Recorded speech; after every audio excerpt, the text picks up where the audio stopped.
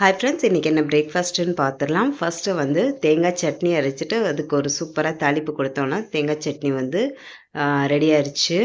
அடுத்ததாக உளுந்த வடை தான் பண்ண போகிறேன். நேற்று இட்லிக்கு மாவு அரைக்கும் போது கொஞ்சம் உளுந்து எக்ஸ்ட்ரா போட்டு அரைச்சி ஃப்ரிட்ஜில் வச்சுட்டேன்.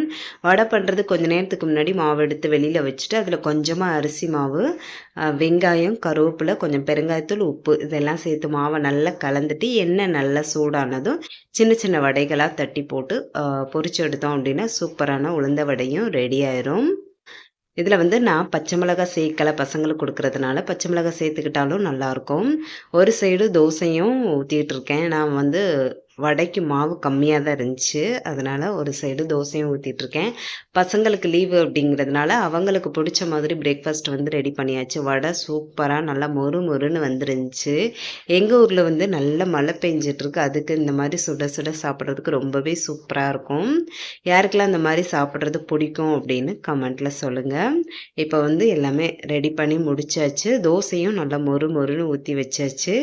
இப்போ வந்து பசங்களுக்கு பிளேட்டில் வச்சு கொடுத்துட்டோம் அப்படின்னா சூப்பராக சாப்பிட்ருவாங்க. சட்னி, உளுந்த வடை, தோசையும் வச்சு கொடுத்துட்றேன். நீங்கள் எல்லோரும் சாப்பிட்டீங்களா? உங்கள் வீட்டில் என்ன பிரேக்ஃபாஸ்ட் அப்படின்னு கமெண்ட்டில் சொல்லுங்கள். இந்த வீடியோ பிடிச்சிருந்தா மறந்துடாமல் லைக் பண்ணிடுங்க. Bye friends.